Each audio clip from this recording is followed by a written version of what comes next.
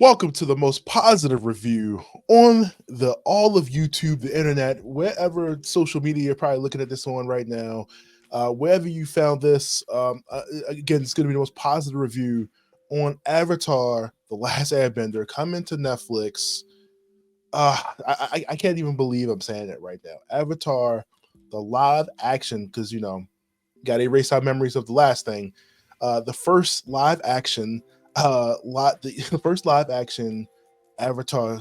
I gotta say Avatar: The Last Airbender because there's another Avatar. Anyway, coming Thursday, February 22nd, and I know you guys have been waiting in anticipation, trying to see, man, if once again, to all those who said they were gonna unsubscribe, that $20 was too much. Netflix, this the last draw. I'm here to tell you it's okay. It's definitely okay. Has to be. I mean, so far we 2 for 3, 2 for 4 of the Netflix big property adaptations, where they have just gotten it right.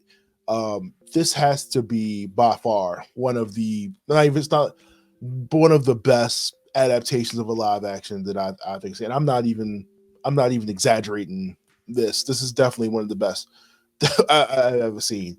And for so many categories that I'm going to break down and talk about for the Avatar: The Last Airbender. First of all, this is 8 episodes. This is, 8 episodes. They're about 40 minutes. Some of these episodes are about 50 minutes, about 45 minutes, depending on which episode. They vary in length. But geez, if money didn't go into this, if that subscription money didn't go into this, I don't know where it's going, because this looks incredible. This looks absolutely incredible. Netflix, keep doing your thing. Again, if I can get a free, this is not an endorsement deal, but look, send me some Avatar merch. But this is an incredible.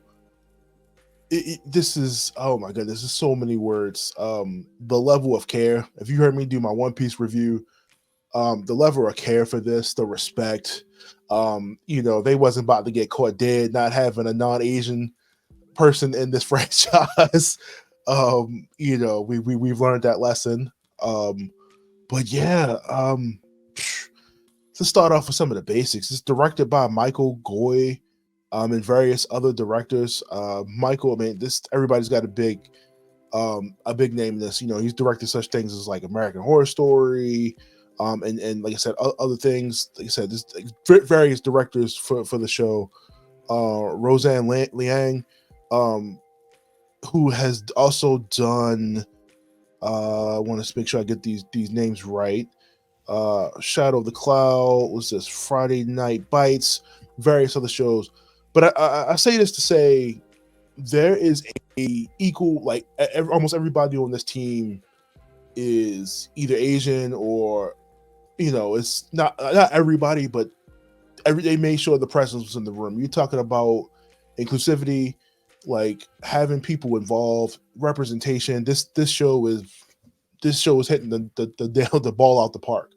But yeah, just some of the directors, directed by Michael Dante DiMartino, and just so many different things. Now, if you guys aren't familiar with Avatar, if I haven't gotten to my point already, Avatar: The Last Airbender was a show that was on Nickelodeon, highly slept on by me personally. I was an adult by the time I actually watched that show. I didn't watch it as it came on, but when I did, I went back and watched all of the Avatar and then Legend of Korra. Thank God, I wish they would do some more. If you guys have seen that, this show is based on the first part of it, which is Avatar: The Last Airbender, where we deal with the story of Aang, and he is put in ice and gone for a long period of time, while the world changes and the Fire Nation decides to be assholes and take over the world. Pretty much same story here. Doesn't deviate too much, but what I will tell you is that this show does so many things right. I mean, honestly, I have no complaints as I'm doing this review. So many things right. and I think the animated show did an incredible job. I mean, you could do so much with animation. But before I get into the actual story beats of that, let me start with the cast. Let me start with the cast. I got my names here.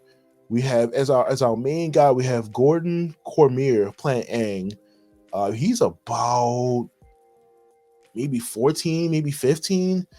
And what was he in? He was in The Stand. He was in Lost in Space. He's been in quite a few things. Turning Hooch really with Tom Cruise. We have Kiawentiio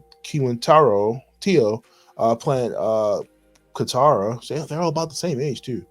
Katara is the the main waterbender. She's also been in she's in What If. She does a voice acting for What If. Rutherford Falls, Beans, and Sokka, who is played by Ian Ousley. He is also known for 13 Reasons, Physical, Big Shot, a couple of Disney products, Young Sheldon. We have Prince Zuko, played by Dallas Liu.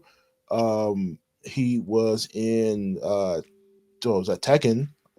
He was in Shang-Chi. Oh, okay. Mortal Kombat. But just to name some of the, I'm not.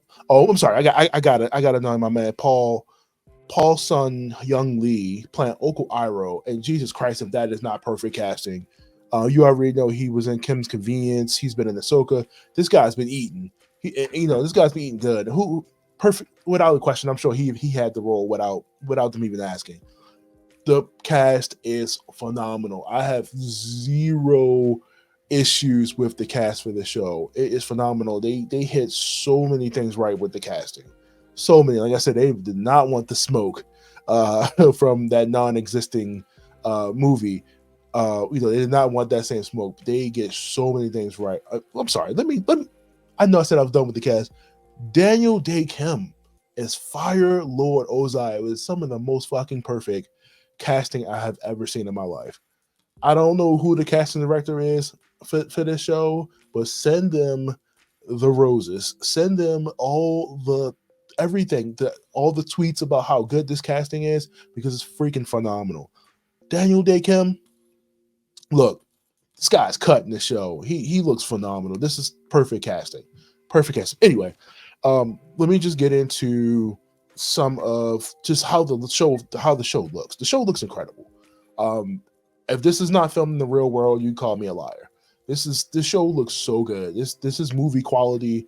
This is what you expect when you watch a Netflix show and you spend $25 a month. This is the quality that you expect to pay for when you see this. This is incredible. Again, I know it's CGI in some of this, but like Jesus Christ, I couldn't tell if some of this landscape is real. If this wasn't filmed on location, or if this was actually CGI. This show looks great. This feels like the world of Avatar. You know how sometimes it looks like you want a small set? No, this looks incredible. I'm telling you, as soon as you turn this on, you're like, yo, this show looks good. The sky temples look good. The water looks good. Everything about this show looks good. The people scanning, everything looks good. Okay. And I just absolutely love it. Another one of the things that I really like about this show is that they give so much backstory. And I love it. I mean, cartoons, anime, manga, if you watch any of that, you already know how the backstory plays out. We get into a fight in anime and manga, you get its backstory. But no, we get some backstory, a little bit more seasoning on some characters that didn't necessarily get some love or some light, or didn't get a lot of time out of that original series run.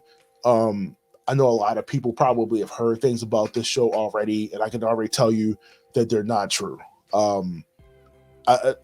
It's the expectations I had for this show were low, because I didn't see that other thing, but I could tell you I didn't really have high expectations going into the show, and it is far exceeded. Like, it bypassed any expectation that I would have had for the show. Now, I will say, this is not as kid friendly as I thought it would be. Pretty violent here. We see the Fire Lords, so we see the Fire Nation be the Fire Nation.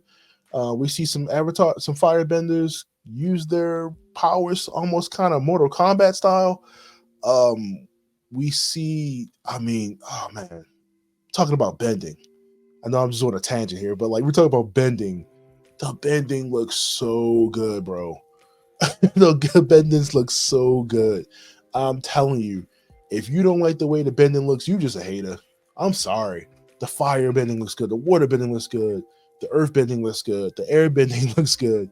Everything looks incredibly good. But yeah, it's complete. It's a different tone here, and I don't think that's a bad thing. I mean, I feel like we're still telling that story with a little bit of seasoning, but we're giving it a completely different. And not to say that like the original Avatar was like light or it wasn't, it was funny all the time. No, it was some dark episodes, some heavy episodes they hit in the Avatar. And I think they do the same thing here, but visually they do a really good job of showing that. Shout out to the costume department. Shout out to everybody involved in stitching the clothes. Shout out to everybody in production that staged the sets, everything, but the costumes. Jesus Christ! If these are not some of the best accurate looking costumes, if these are not some of the best non-cosplay costumes that I've ever seen in live action for a show, I thought One Piece was cool. This is even better. The costume department nails it out the park with the Avatar. I'm sorry.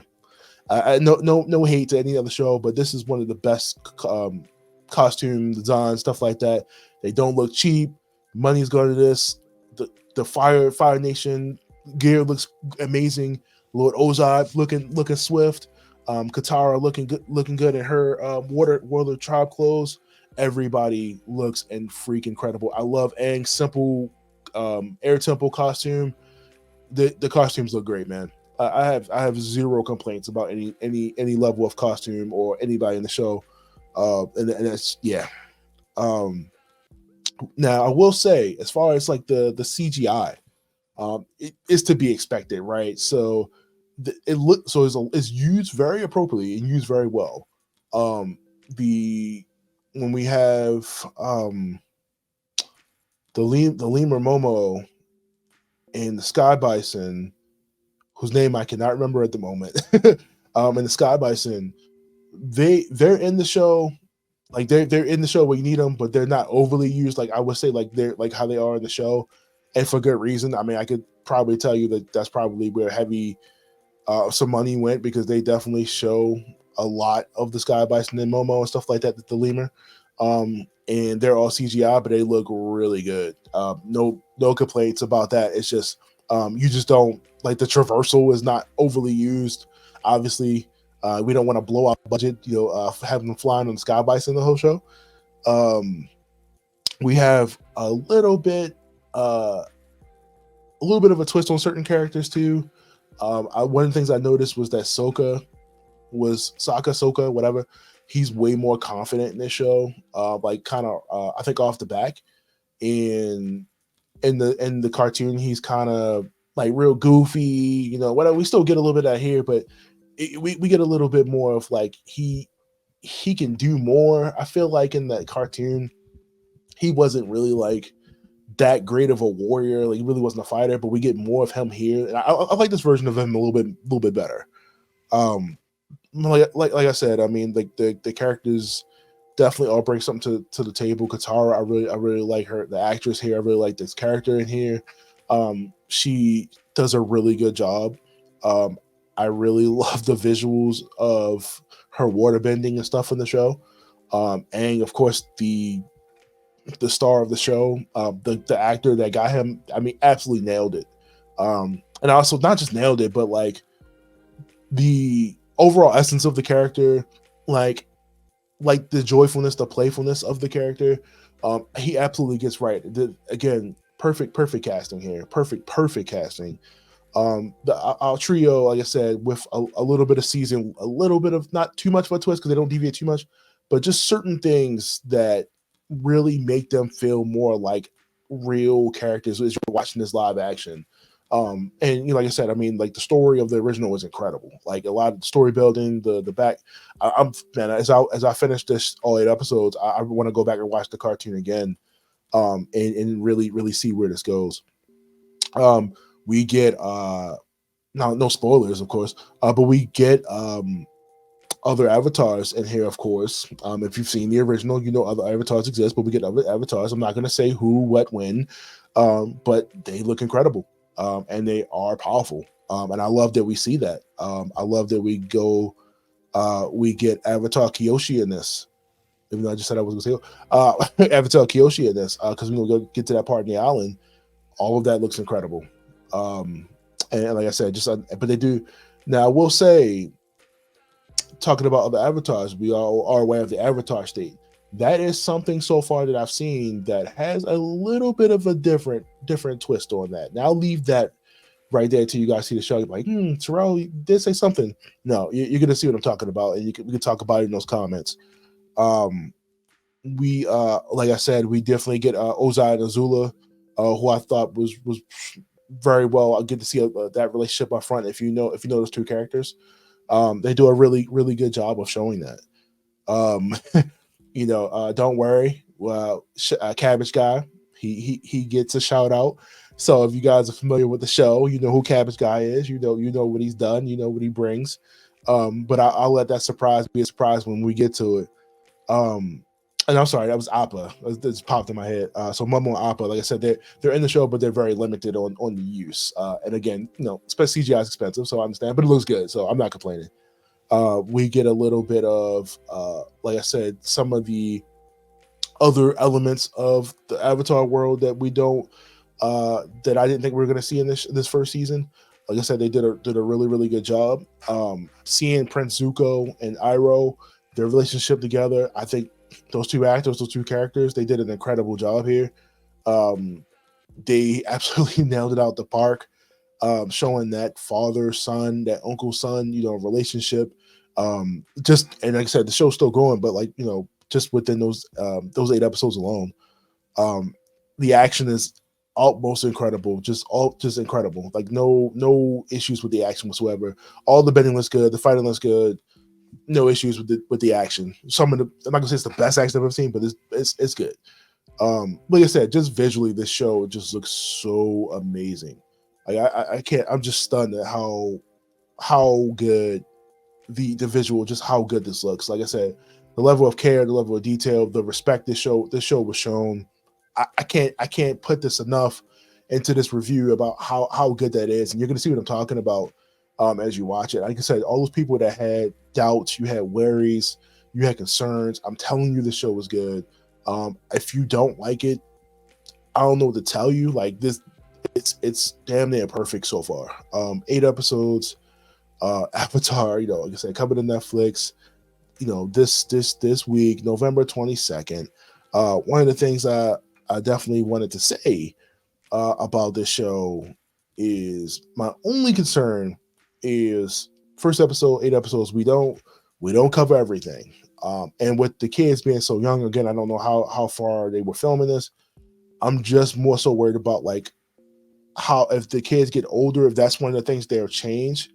If they'll show like physical change, like how long it takes Aang to basically save the world.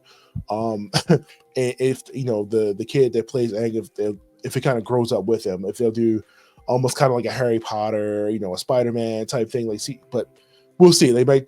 That's one of my things. They might actually change the timeline on how everything works. Like I said, it's not a spoiler, but just more so like outside, the actors, the continuity of like the physical change, stuff like that. But overall, I highly recommend this. This is a 10 out of 10. This hits every mark. The visuals, the action, the casting, the costumes, the world itself has freaking blown me away. Avatar: The Last Airbender on Netflix has no right to be this good. I'm sorry, it has no right to be this good. I haven't seen, again, no hate on anything else live action, but I haven't seen anything this good in a long time. This really brought me in. I want to watch it again already. I'm hyped to watch Avatar. I want to get some Avatar stuff right now, but this is really well done. I know I've been ranting for like 20 minutes about this, but this show is incredible, guys. Please leave me a comment below. Please let me know what you thought. Please let me know after watching the show, or if you started watching the show, what you think about the show so far. If you have some of the same, opinions I had about everything looking good, certain things looking good. The casting, the characters, like I said, incredible. The acting, incredible. nothing else good to say about this other than check it out on Netflix this week. And leave me a comment, let me know what your thoughts were, and I'll see you guys next time for another review. See you.